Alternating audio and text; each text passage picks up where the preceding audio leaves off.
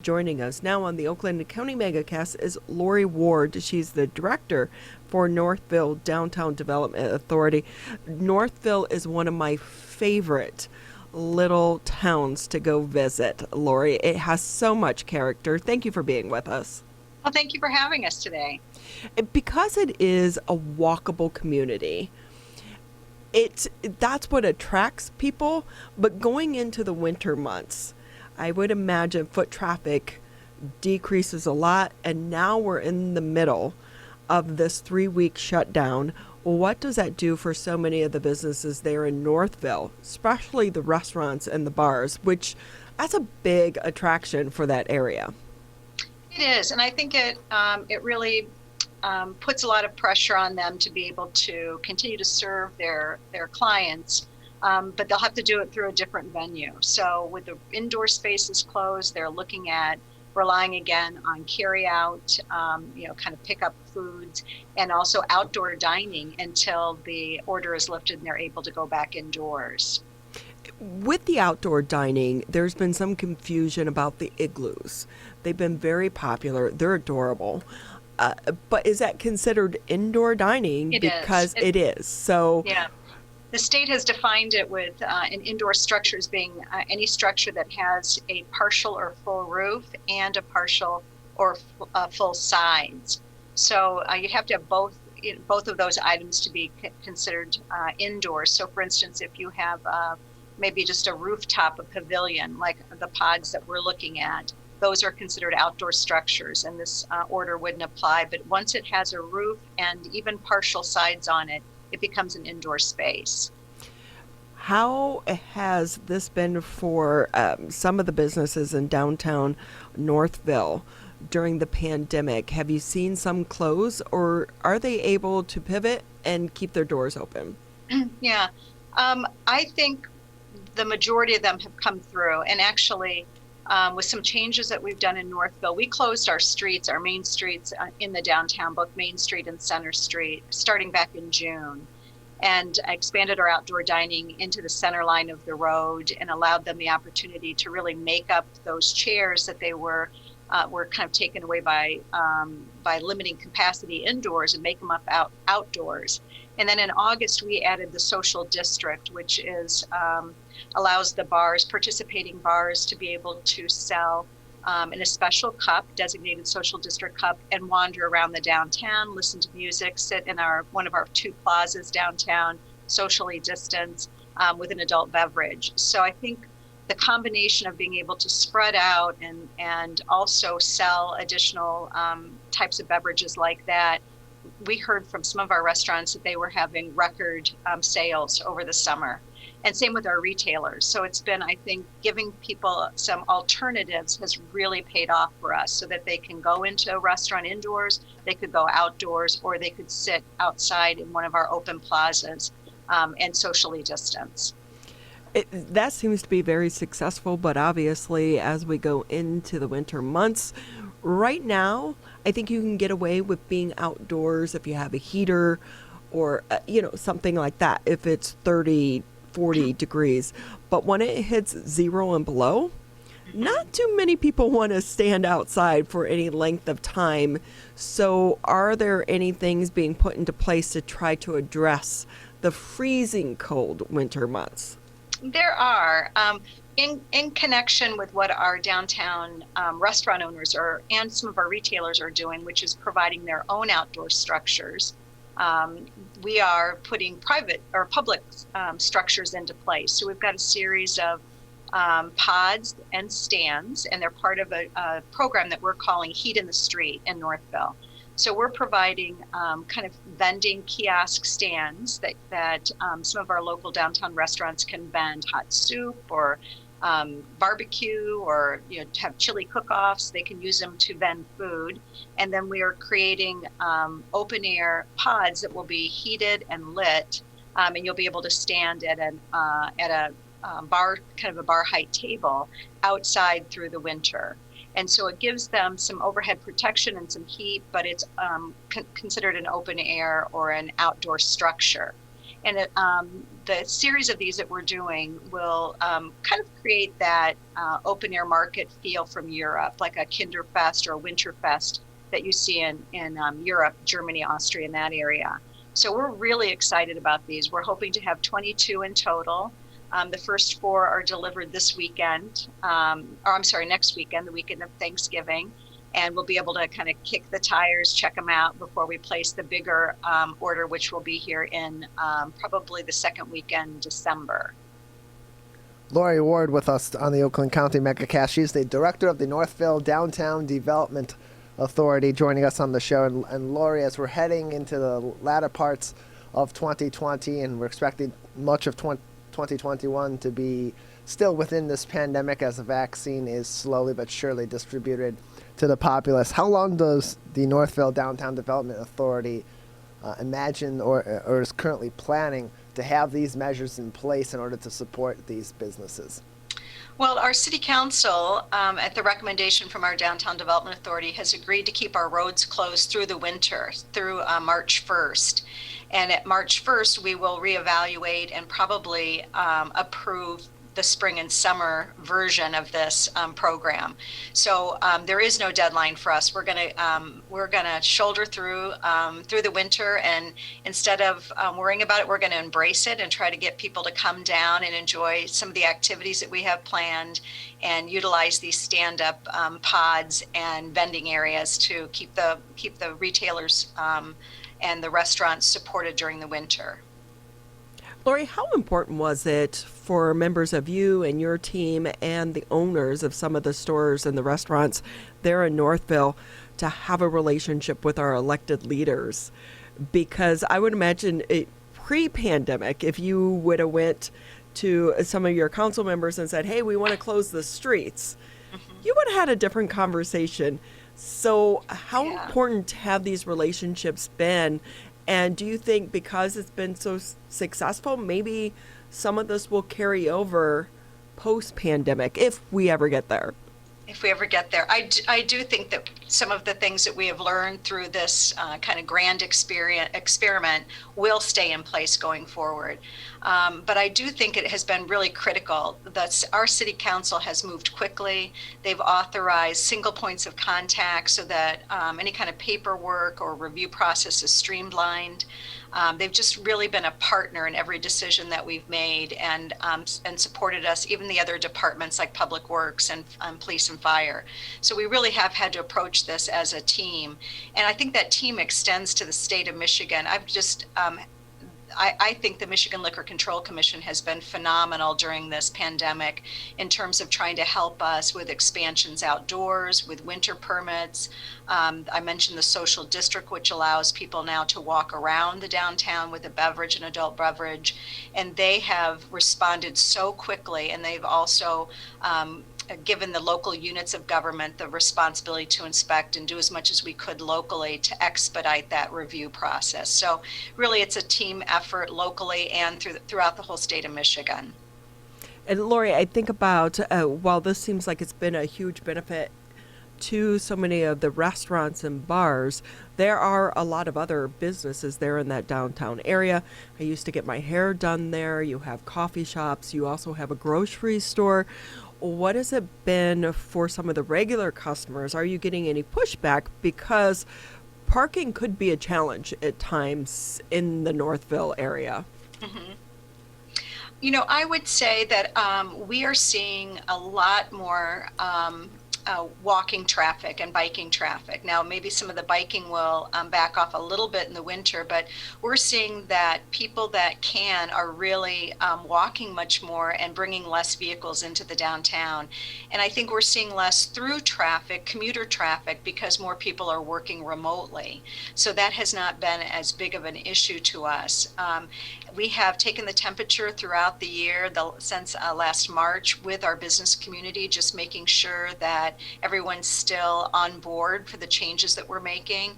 And I would say that we have had an overwhelming support from our business community, whether it's retailers or restaurant owners or our service related businesses. And I think a great example of that is our Heat in the Street project that we're just kicking off. It was led by a business owner who grew up in Germany and had this concept which was very familiar to him. He came to us and said, I think this is something that can really work in Northville, and I'm willing to lead the effort. He said, my business has done really well over the COVID, and I think it's the responsibility of the business community who did do well over the winter to help those that are struggling a little bit more. And so to date, he's raised over $100,000 toward this project on a kind of business to business appeal. So we really have seen a lot of support from, like I mentioned, not only our local business owners, but from the residents and the other greater business community. Do you think because of the pandemic, it has brought the business community closer together? Oh, absolutely. You know, it's definitely, I know that everyone feels that we're all in this together, and our strength is how we approach it together instead of having everybody kind of peel off and do their own thing. You know, I think that they realize that there definitely is safety in participating and helping each other out. So it's been really heartwarming to me to see that. I've been here a long time, and this is really a unique situation. Well, let's definitely hope some of these relationships continue post-pandemic. I love that word post-pandemic, if we can ever I know, actually I love it too. get there. I love the idea of it. Right? But I think one of the things that's coming out of this, no longer can we operate as this is how it's done. This is how it's been done. It has allowed for different thinking and different avenues and different doors to open. So with that, what do you think is going to be the long-term positive impact for the city of Northville and the downtown area coming out of this crisis?